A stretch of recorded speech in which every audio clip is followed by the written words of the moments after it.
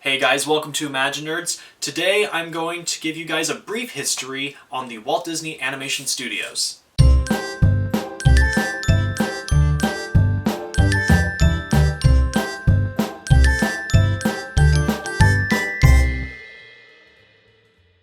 (1923 through 1927) marks the silent era of Disney animation and the founding of the Walt Disney Company. In 1923, Walt Disney and his brother Roy opened a studio in Kansas City and began making short animated films called the Alice Comedies, starring a live-action child actress interacting with a cartoon world. This was also the time of Oswald the Lucky Rabbit, Walt's character that predated Mickey Mouse. Walt later lost the rights to Oswald and had to create a new star for his animated shorts. Sound for film had not been used at this point in history, hence why this is called the Silent Era. 1928 through 1936 is known as the pre-Golden Age of Disney animation. In 1928, Mickey Mouse was born in the first sound cartoon ever, Steamboat Willie. During this era, Mickey was joined by many other stars such as Donald, Goofy, and Pluto in a series of Mickey Mouse cartoons. Color was then introduced in Disney's Silly Symphonies cartoons like Flowers and Trees and The Three Little Pigs. The years of 1937 through 1942 is Disney's Golden Age. This era marks the beginning of not only Disney animated feature film, but the first widely accepted animated feature-length film in history, Snow White and the Seven Dwarfs. Everyone thought animation would not be able to support a full-length picture, or an audience's attention for that matter, but Walt knew it would work. Walt had assembled his dream team of animators at this time, known as the Nine Old Men. The Golden Age produced other such masterpieces as Pinocchio, Fantasia, Dumbo, and Bambi. These films paved the way for all animated film to follow, using new technology like the multi-plane camera. 1943 through 1949 is known as the wartime era, as this was the time of World War II. Budgets at the studio were tight, so films strayed away from the format of their predecessors. This is also called the package era, because the films made in this era were compilations of shorter subjects, similar to the way Fantasia was made.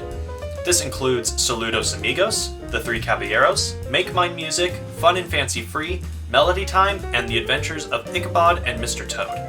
These films remain widely unpopular with audiences to this day, but kept Disney on the map until the war was over. Disney was also producing animated war propaganda at the time. 1950 through 1967 is the Silver Age, or Restoration Age, of Disney animation. With the war finally at an end, Disney animation was back in action by telling full stories with interesting characters. Cinderella, Alice in Wonderland, Peter Pan, Lady and the Tramp, and Sleeping Beauty implemented ornate backgrounds and pristine inked and painted characters. It wasn't cheap though, and the studio needed to find a new, more affordable way to get the animators' drawings on screen. This started the use of Xerox machines to copy the animators' drawings onto celluloid sheets. This process was first used in 101 Dalmatians, giving the film its scratchy texture. This process was used in films to follow like Sword in the Stone and The Jungle Book. Walt Disney unfortunately passed away during the production of Jungle Book, thus marking the end of the Silver Era. Disney animation saw another lull in 1970 through 1988, known as the Disney Dark Age, or Bronze Age. Leadership was being passed over from Walt's Nine Old Men to a new generation of artists at the studio.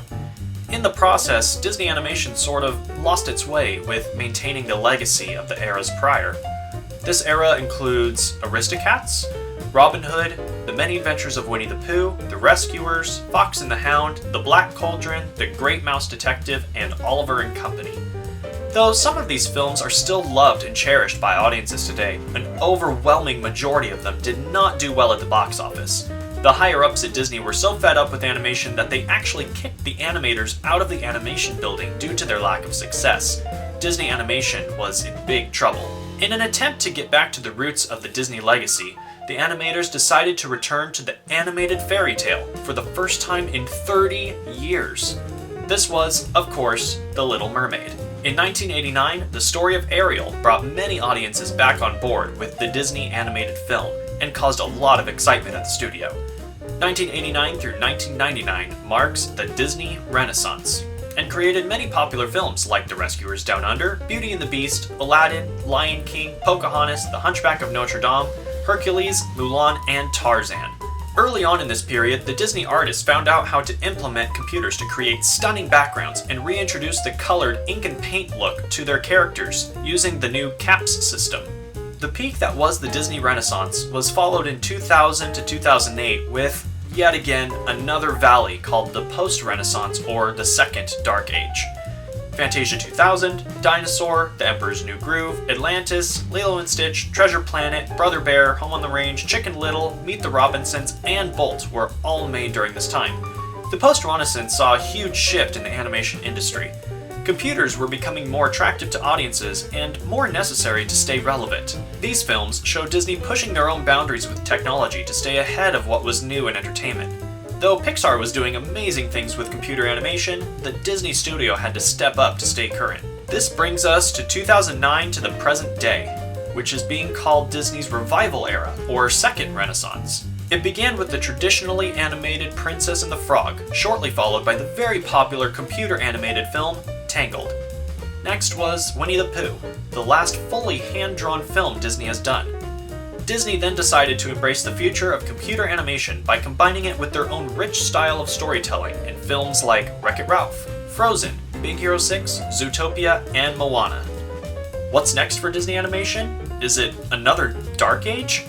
Even if it is, we know that Disney, as history will show, will continue to push the boundaries of storytelling to inspire us yet again and keep the magic of animation alive for audiences of all ages to enjoy.